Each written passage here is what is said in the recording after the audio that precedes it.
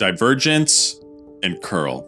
If you're a STEM student, you no doubt have seen these before. From fluid flow to gravity to electric and magnetic fields, divergence and curl show up all over the place in science. Today, students learn about them in an advanced calculus course, but their invention required the combined effort of some of the greatest scientific minds of the entire 19th century. And it all begins with a simple concept: the vector. Vectors are arrows in space that you can add using an intuitive rule. But as simple as this might seem, the concept took centuries to develop. The first hint goes back to the 4th century BCE, where one of Aristotle's followers drew diagrams like this. The work became lost to the Western world, though, and was only rediscovered during the European Renaissance. Similar drawings appeared in the works of Galileo, Descartes, and Fermat, as well as lesser-known figures like John Wallis and Thomas Harriot. In 1687, the clearest example of the parallelogram rule occurred in Isaac Newton's famous Principia. Though Newton developed definitions of force, momentum, and velocity in a way we now understand as vectors, he didn't really have the concept available to him. What I mean by this is that we can look back on Newton's work and see vectors, but the idea was still developing. Newton wouldn't call what he was doing vector addition, and he didn't express vectors in terms of their coordinates, nor combine them in ways that we do today. As one scholar put it, with Newton, a host of vectorial entities, though not the concept of a vector, entered into physical science. In fact, the fully developed notion of a vector and how to properly add or multiply them wouldn't appear for another couple hundred years. But before the mathematical theory of vector analysis could be developed, another theory was needed. Quaternions originated with the great Irish mathematician William Rowan Hamilton. On October 16, 1843, Hamilton went on a walk from the observatory he worked at down to a nearby canal. He was accompanied by his wife Helen, but was at the same time interiorly puzzling over a problem that had been on his mind for years. How can you algebraically represent rotations in 3D space? Just as they were crossing a bridge to get over the canal, a flash of insight occurred to him. You need 4D math to describe 3D rotations. As Hamilton described in a letter to his son, I felt at once the importance, nor could I resist the impulse, to cut with a knife on Broom Bridge the fundamental formula which contains the solution of the problem. Hamilton had just discovered quaternions. Today, people walk across the same bridge every year on October 16th to celebrate Hamilton Day, reenacting Hamilton's famous act of mathematical graffiti. But what does this equation mean?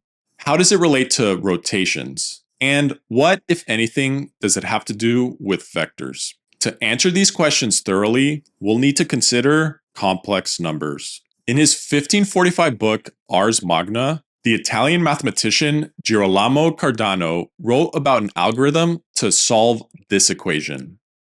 The answer he found was the sum of these cube roots. He then applied the same algorithm to solve a similar but slightly different equation. The answer turned out to be this sum, which contained a negative under the square root. Unsure what to do about it, Cardano said the result was sophistic and as subtle as it is useless. About 30 years later, a fellow Italian, Raffaele Bombelli, would write his own book on algebra, where he accepted that the square roots of negative numbers were in fact entirely new numbers.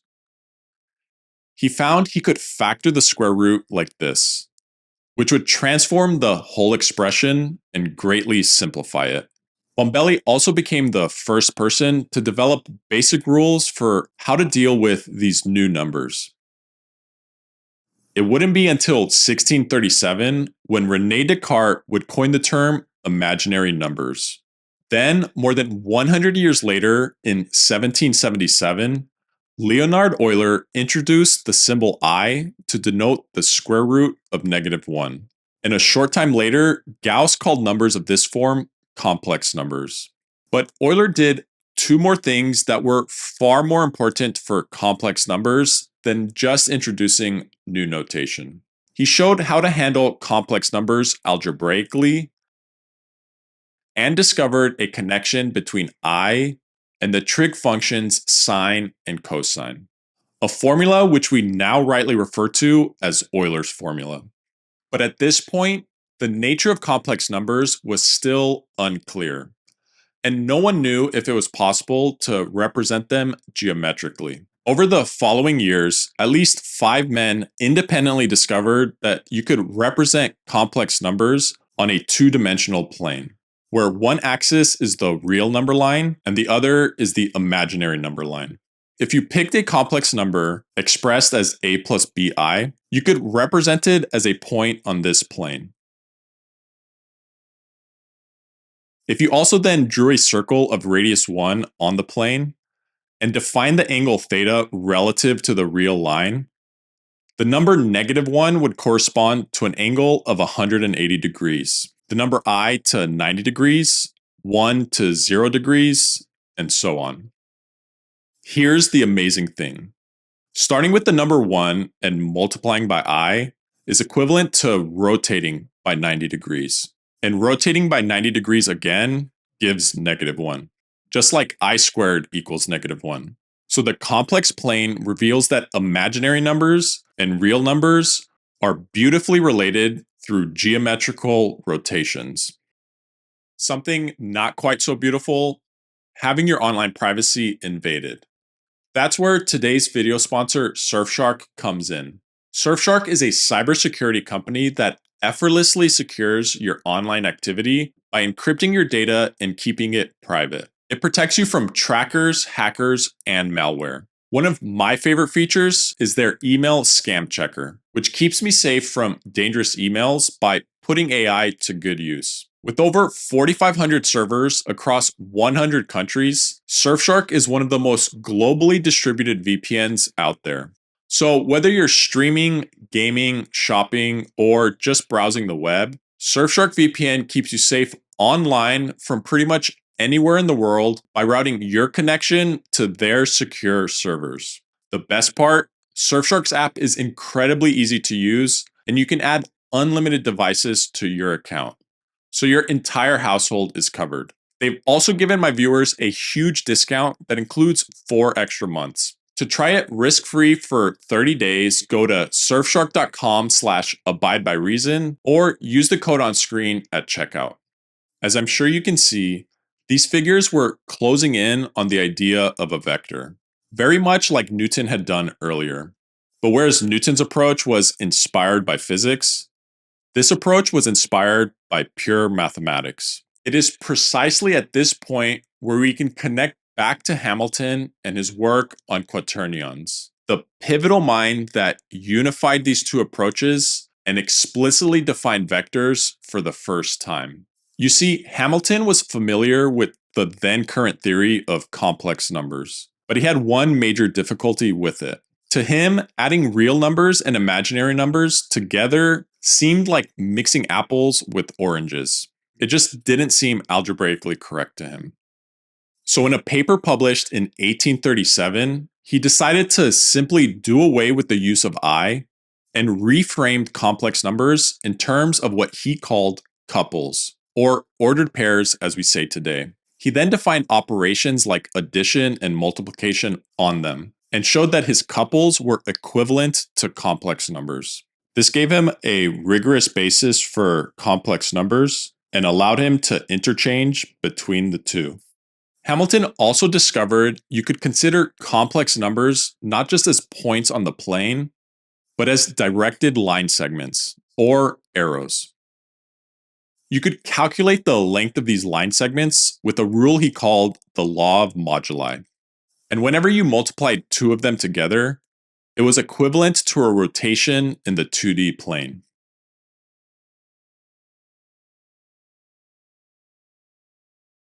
The natural next question for Hamilton was, how can I extend this to 3D space? Which is the very question I mentioned earlier in the video. one that puzzled him for years before his famous epiphany while walking across the Broom Bridge.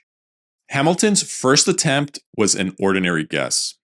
Since multiplying two couples was equivalent to rotation in the plane, he tried multiplying triples. J was a new imaginary number going in the direction of a third axis perpendicular to the other two. Now, whereas multiplying by I corresponded to a rotation in the xy plane, multiplying by J was a rotation in the xz plane. But the real challenge was figuring out the difference algebraically between J and I. Hamilton wanted to form a consistent algebraic way of describing these rotations. He wanted to ensure that anytime you added or multiplied two triples together, you got another triple, what mathematicians today call algebraic closure. Addition was clear enough, but multiplication was different. Simply expanding these two expressions was enough for figuring out the rules for couples.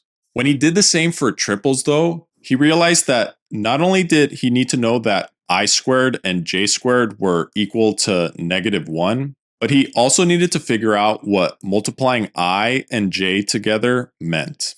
He tried 4 different attempts, but unfortunately, none of them worked. Neither would allow triples to satisfy the law of moduli that he earlier developed in the 2D plane. The breakthrough eventually came on that fateful walk with his wife. As he explained to a friend, "There dawned on me the notion that we must admit, in some sense, a fourth dimension of space." He had to introduce a third imaginary number, k. By doing this, he was finally able to get the law of moduli to work. The existence of this third imaginary number meant that Hamilton now had a notion of a new 4D complex number, which he decided to call a quaternion. The graffiti Hamilton wrote was a compact way to write all the necessary relations between I, J, and K. Interestingly, quaternions satisfied the law of moduli and all the ordinary laws of arithmetic, except one: commutativity.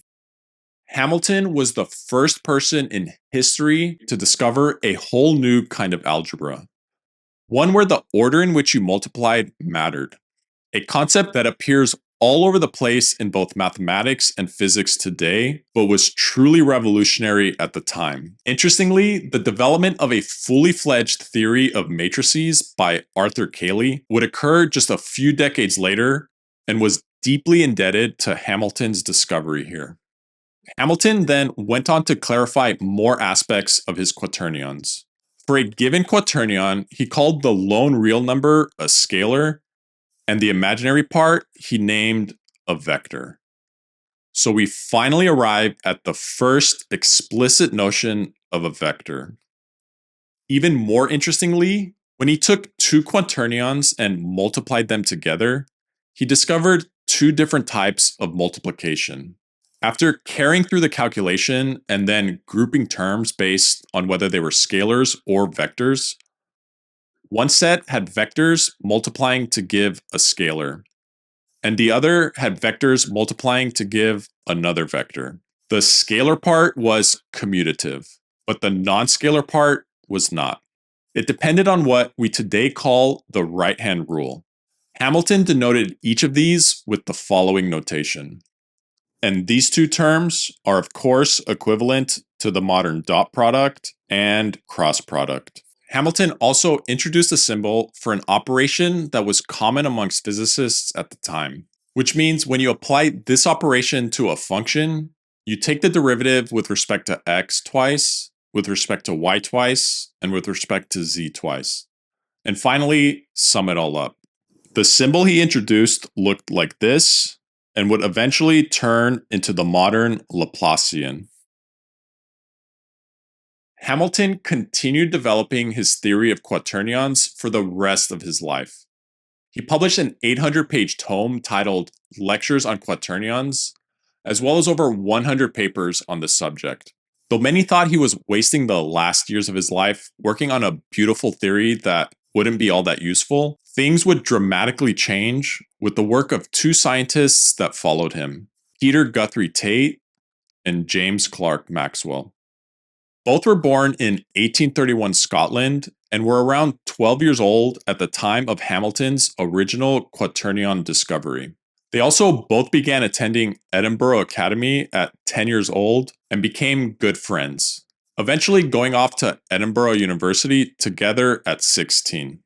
This friendship would prove fruitful in many ways as they established themselves in their respective scientific careers. For our story, the important details hinge on the fact that in the middle of their careers, Tait began deeply studying the mathematics of heat at the same time that Maxwell was probing the nature of electricity and magnetism. In 1857, Tait recalled something he learned earlier in life while reading Hamilton's lectures on quaternions, Hamilton's vector operator. He took up the task of applying this operator to his work on heat and decided to change it slightly. He also gave it the name nabla, one of two names that are still in use today. This allowed for an extremely convenient, compact way of writing expressions. And it also allowed one to more clearly see physical concepts as a unified whole. Eventually, about 10 years later, in 1867, Tait published his own work on quaternions, where he further developed Hamilton's ideas and also made the theory much more accessible to other scientists at the time. Shortly after publishing it, Tait recommended to his friend James Clerk Maxwell that he should study the treatise. Fairly quickly, Maxwell would write to another friend, "I am getting converted to quaternions." At this point, Maxwell had already discovered the famous equations that bear his name, but he wrote them in a very different form than they appear in modern textbooks, 20 in number and without the use of vectors. Inspired by all he was learning from Tait, Maxwell decided to write a treatise of his own, where he would explain his theory of electricity and magnetism in its most mature form, this time using quaternions. It is from Maxwell that we get extremely close to the fully modern understanding of divergence and curl. In a letter to Tait, Maxwell wonders what to call the nabla operator and suggests two names for the two results it gives. The scalar part he calls convergence, and the vector part he calls curl, which he illustrated in his treatise like this. This allowed him to write Gauss's law in component form and in a whole vector form, which he wrote like this. He was also able to reduce the 20 equations he wrote earlier to just 8 in quaternion form. The entire treatise is an incredibly detailed explanation of all the knowledge of electricity and magnetism available to Maxwell at the time. After Newton's Principia, it's arguably the most influential scientific treatise ever written.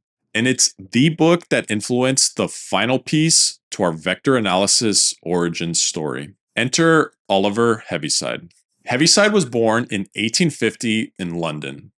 After a very brief education, he began his career as a telegraph operator at the age of 18. During his free time, however, he took up an interesting hobby, trying to learn as much math and physics as he could on his own.